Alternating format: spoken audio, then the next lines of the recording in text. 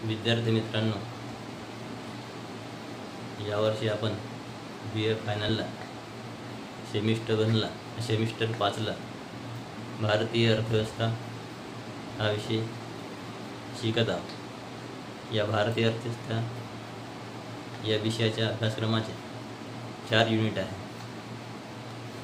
या 4 युनिटपैकी पहिल्या युनिटमध्ये मी तुम्हाला विकसित अर्थव्यवस्था आणि विकसनशील अर्थव्यवस्था म्हणजे काय, त्याच्या संकल्पना, त्याची वैशिष्ट्ये आणि विकसित अर्थव्यवस्था आणि विकसनशील अर्थव्यवस्था यामध्ये कोणत्या प्रकारचा फरक आहे याविषयीचा व्हिडिओ सेंड केलेला होता।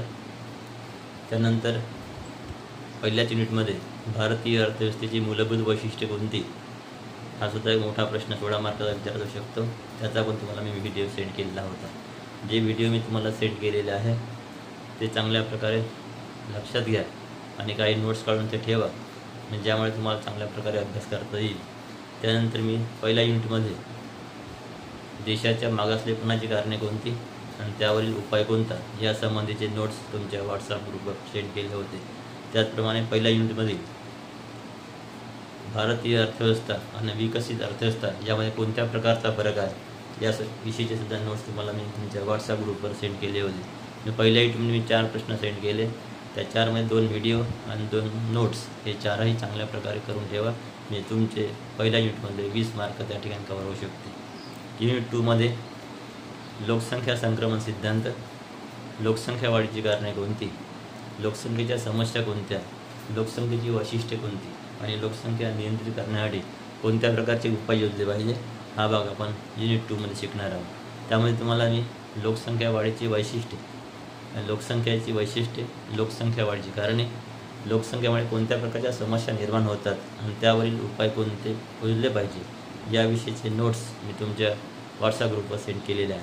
आज आपण या ठिकाणी लोकसंख्या संक्रमण सिद्धांत पाहणार आहोत।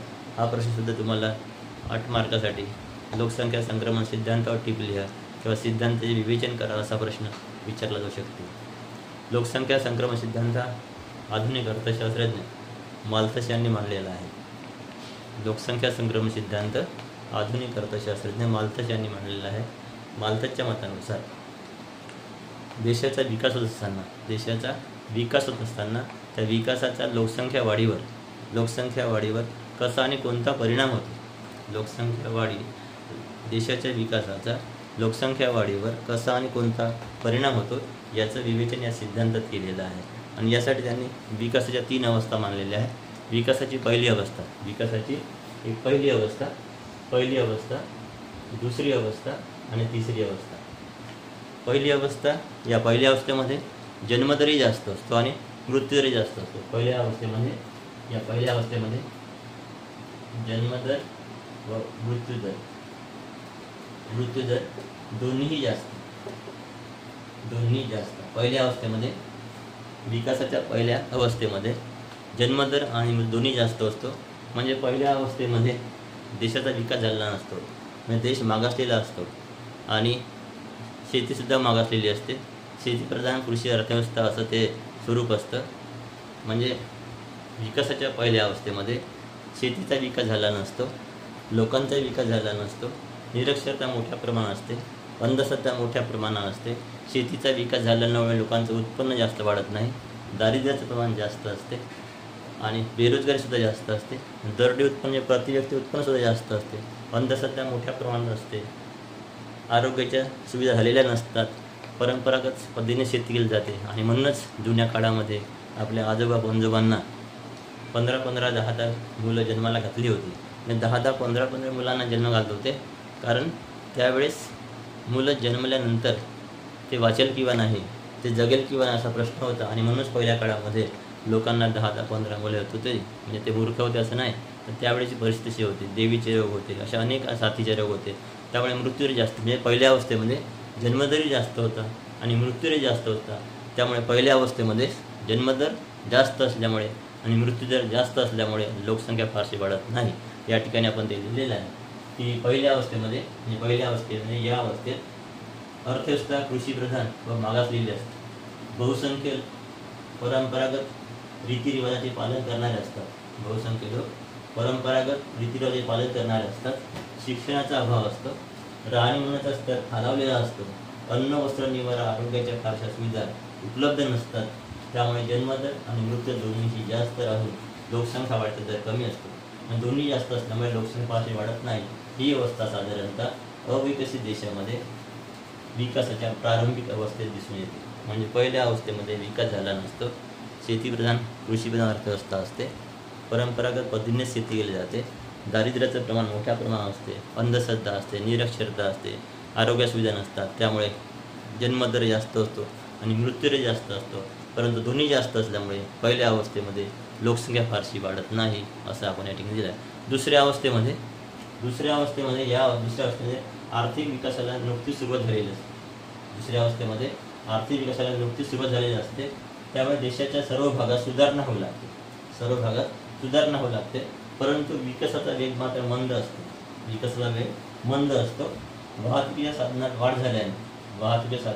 वाढ झाल्याने अन्नधान्याचा नियमित पुरवठा होऊ लागतो. त्यामुळे लोकांच्या राहणीमानाचा स्तर सुधारतो.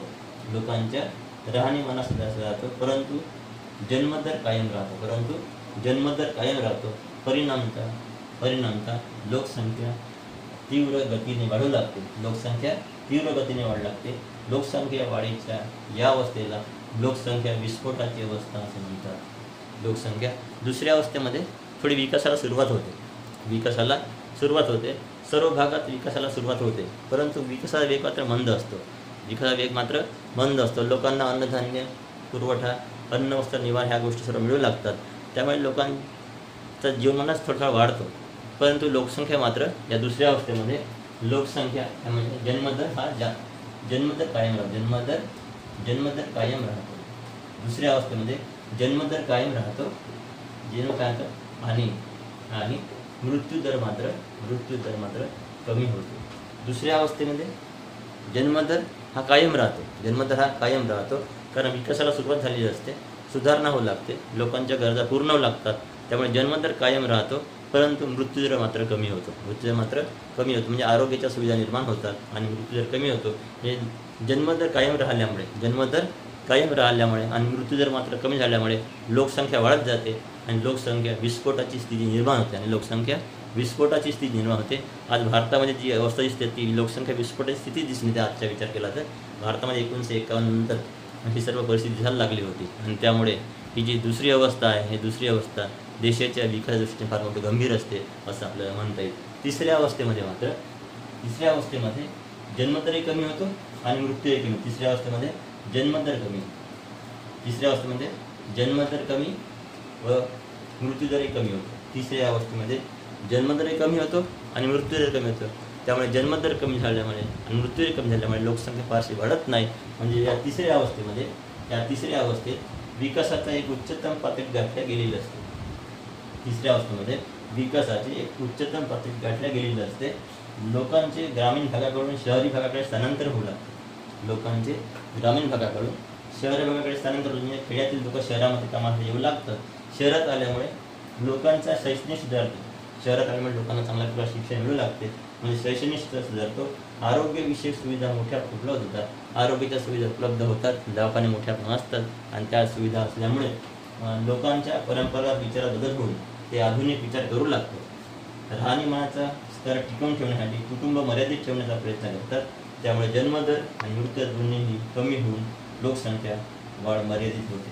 तिसऱ्या अवस्थेमध्ये जेव्हा देशाचा विकास होत जातो, देशामध्ये नवीन उद्योगधंदे सुरू होतात, औद्योगिकरण होते, त्यामुळे शहराकडे खेड्यातले लोक येऊ लागतात. खेड्यातले लोक येऊ लागल्यामुळे लोकांना शिक्षणाचं महत्त्व पडतं, आरोग्य सुविधा उपलब्ध होतात, चांगल्या प्रकारचं जीवन जगता येते, त्यांना मर्यादित कुटुंबाचं महत्त्व पडते. आपलं कुटुंब मर्यादित ठेवलं पाहिजे आणि आपलं राहणीमानाचा स्तर टिकवला पाहिजे, ज्यासाठी जन्मदर कमी करतात आणि मृत्यूदरही कमी होतो. म्हणजे तिसऱ्या अवस्थेमध्ये जन्मदरही कमी असते आणि मृत्यूदर, म्हणजे पहिल्या अवस्थेमध्ये जन्मदर जास्त आणि मृत्यूदर दोन्ही जास्त असते, त्यामुळे लोकसंख्या फारशी वाढत नाही. पण दुसऱ्या अवस्थेमध्ये विकासाला सुरुवात झालेली असते. जन्मदर कायम असतो आणि मृत्यूदर मात्र कमी होतो. म्हणजे जन्मदर कायम असल्यामुळे आणि मृत्यूदर कमी झाल्यामुळे लोकसंख्या वाढत जाते आणि म्हणून दुसऱ्या अवस्थेला लोकसंख्या विस्फोटाची अवस्था असे म्हणतात. भारतात ते दिसून येते. देशाच्या विकासाच्या दृष्टीने ही दुसरी अवस्था फार मोठी घातक असते. तिसऱ्या अवस्थेत मात्र विकासाला मोठ्या प्रमाणात सुरुवात झालेली असते आणि खेड्यातील लोक शहराकडे येऊ लागतात आणि लोकांच्या राहणीमानात सुधारणा होते, लोकांना चांगल्या प्रकारे शिक्षण मिळते, आरोग्य सुविधा उपलब्ध होते. म्हणून तिसऱ्या अवस्थेमध्ये जन्मदरही कमी असतो आणि मृत्यूदरही कमी असतो. अशा प्रकारे या ठिकाणी या सिद्धांतामध्ये आर्थिक विकासाचा लोकसंख्या वाढीवर कसा आणि कोणता परिणाम होतो या 3 अवस्थाच्या माध्यमातून आपण स्पष्ट केलेलं आहे. हे जे आपण स्पष्टीकरण केलं ते जे मी लिहून ठेवलं आहे हे थोडं चांगल्या प्रकारे तुम्ही लिहून ठेवा, कारण व्हिडिओमध्ये काही भाग येतो, काही भाग थोडा स्पीड पण चालला जाते, त्यामुळे तुम्हाला लिहिता येत नाही, म्हणून मी या ठिकाणी थोडं लिहिलं गेलं आहे. अशा प्रकारे या सिद्धांताच्या 3 अवस्था आपण स्पष्ट केल्या. हे जे स्पष्टीकरण आहे हेच आपण स्पष्टीकरण चांगल्या प्रकारे आकृतीच्या आधारे करू शकतो. हे जे स्पष्टीकरण आकृतीच्या आधारे करू शकतो. लोकसंख्या संक्रमण सिद्धांताचे आकृतीच्या आधारे स्पष्टीकरण. लोकसंख्या संक्रमण सिद्धांतावरती लिहा असा प्रश्न परीक्षेमध्ये विचारला शकतो. त्याचं उत्तर तुम्हाला चांगल्या प्रकारे लिहिता येईल. लोकसंख्या संक्रमण सिद्धांताचे आकृतीच्या आधारे स्पष्टीकरण.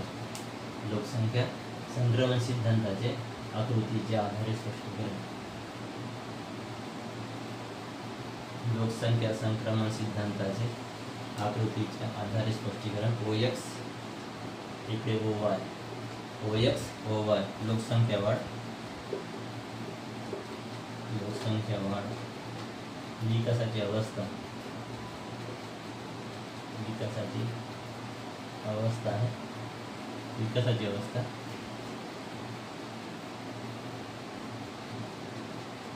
जन्मदर मृत्यू, जन्मदर आणि जन्मदर, जन्मदर मृत्यू, मृत्यूदर. इथे पहिली अवस्था, दुसरी अवस्था,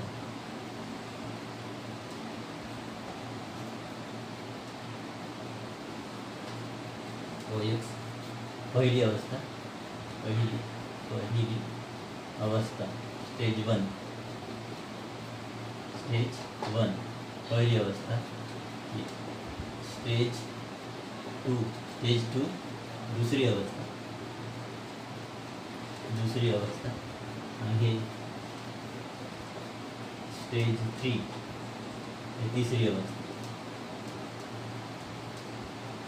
पहिली अवस्था, पहिल्या अवस्थेमध्ये दोन्ही जास्त असते, जन्मदर मृत्यूदर, म्हणून या ठिकाणी एक रेषा घेतली. जन्मदर व मृत्यूदर रेषा. पहिल्या अवस्थेमध्ये जन्मदर म्हणजे एकच रेषा असते, या ठिकाणी वाढत गेली नाही. दुसऱ्या अवस्थेमध्ये ही जन्मदराचीच रेषा आहे, जन्मदर रेषा. या ठिकाणी जन्मदर रेषा वाढत गेली. मृत्यूदर रेषा मात्र या ठिकाणी ही कमी होते. मृत्यूदर रेषा. त्यानंतर या ठिकाणी या तिसऱ्या अवस्थेमध्ये मृत्यूदर कायम, मृत्यूदर, मृत्यूदर रेषा, मृत्यूदर रेषा या ठिकाणी. आणि ही जन्मदराची रेषा, जन्मदर रेषा. हा जो भाग आहे या ठिकाणी जन्म पहिले कमी होता, त्यानंतर वाढत गेला, इथे वाढला, आणखी वाढत गेली लोकसंख्या, आणखी अशी वाढत गेली, आणखी अशी वाढत गेली. अशा प्रकारे वाढत जाते. या अवस्थेमध्ये या रेषेमध्ये वाढत जाते, नंतर इथे मात्र कमी कमी होत जाते. इथे अशी कमी कमी होत चालते, कमी कमी होत जाते, वाढत जाते आणि कमी कमी होते. हा जो भाग आहे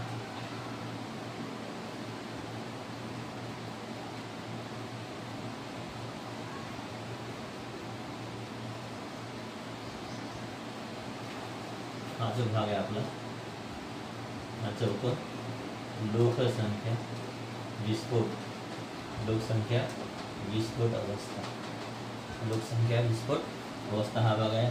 तर A आणि B, A B इकडे C, इथे टी आणि इथे ई.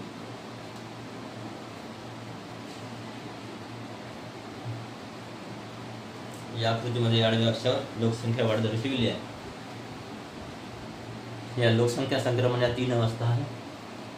पहिली ए पासून बी पर्यंत पहिली अवस्था, बी पासून सी पर्यंत दुसरी अवस्था आणि सी नंतर मात्र तिसरी अवस्था. या ए पासून बी पर्यंत पहिल्या अवस्थेमध्ये जन्मदर आणि मृत्यूदर एकच रेषा आहे. म्हणजे पहिल्या अवस्थेमध्ये जन्मदर आणि मृत्यूदर सारखा असतो, त्यामुळे लोकसंख्या फारशी वाढत नाही.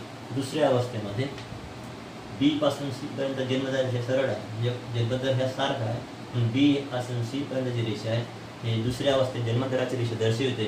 जन्मदर कायम आहे, परंतु या दुसऱ्या अवस्थेमध्ये बी पासून डी पर्यंत इकडे ही रेषा खाली आली आणि मृत्यूदराची रेषा खाली आलेली आहे. म्हणजे मृत्यूदर कमी आहे आणि जन्मदर जास्त आहे, त्यामुळे अशा प्रकारे या ठिकाणी जन्मदर वाढत गेला, इथे जास्त वाढत गेला, इथे जन्म जास्त वाढला, इथे लोकसंख्या जास्त वाढली, इथे लोकसंख्या वाढली, इथे अशी लोकसंख्या वाढत जाते.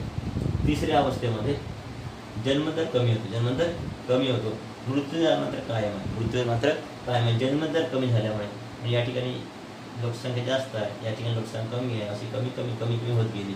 तिसऱ्या अवस्थेमध्ये लोकसंख्या कमी होत जाते. म्हणजे दुसऱ्या अवस्थेमध्ये हा जो चौकोन दाखवला आहे बी सी ई डी हा जो चौकोन आहे, हा चौकोन लोकसंख्या विस्फोट दर्शवते. दुसऱ्या अवस्थेमध्ये लोकसंख्या विस्फोटाची दिसून येते. अशा प्रकारे लोकसंख्या कशा प्रकारे वाढत जाते, विकासाच्या वेगवेगळ्या अवस्थेमध्ये लोकसंख्या कशी वाढत जाते, त्यावर कसा प्रकारचा परिणाम होतो, आणि दुसऱ्या अवस्थेमध्ये लोकसंख्या विस्फोटाची स्थिती दिसून येते. आणि ही मात्र विकसित देशादृष्टीने भारता दृष्टीने मोठी गंभीर आणि घातक आहे. अशा प्रकारे या ठिकाणी लोकसंख्या संक्रमण सिद्धांत आधुनिक अर्थशास्त्रज्ञ माल्थस यांनी तो मांडला. आणि लोकसंख्या वाढीवर आर्थिक व्यवस्थेचा कशा प्रकारे परिणाम होतो, कोणत्या प्रकारे परिणाम होतो यासंबंधी सविस्तर स्पष्टीकरण त्यांनी केलेलं आहे. 3 अवस्था आहे, पहिली अवस्था, दुसरी अवस्था, तिसरी अवस्था. पहिल्या अवस्थेमध्ये जन्मदर जास्त, मृत्यूदर जास्त. जन्मदर जास्त असल्यामुळे आणि मृत्यूदर जास्त असल्यामुळे लोकसंख्या फारशी वाढत नाही. दुसऱ्या अवस्थेमध्ये मात्र जन्मदर हा कायम असतो आणि मृत्यूदर मात्र कमी असतो. जन्मदर कायम असल्यामुळे आणि मृत्यूदर कमी असल्यामुळे लोकसंख्या जास्त वाढत जाते, म्हणून दुसऱ्या अवस्थेला लोकसंख्या विस्फोटाची स्थिती असे म्हणतात. तिसऱ्या अवस्थेमध्ये दोन्ही कमी होते, जन्मदरही कमी होतो आणि मृत्यूदर कमी होतो, त्यामुळे फारशी लोकसंख्या वाढत नाही. अशा प्रकारेचं स्पष्टीकरण या सिद्धांतात केलेलं आहे. परीक्षेमध्ये तुम्ही चांगल्या प्रकारे लिहू शकता.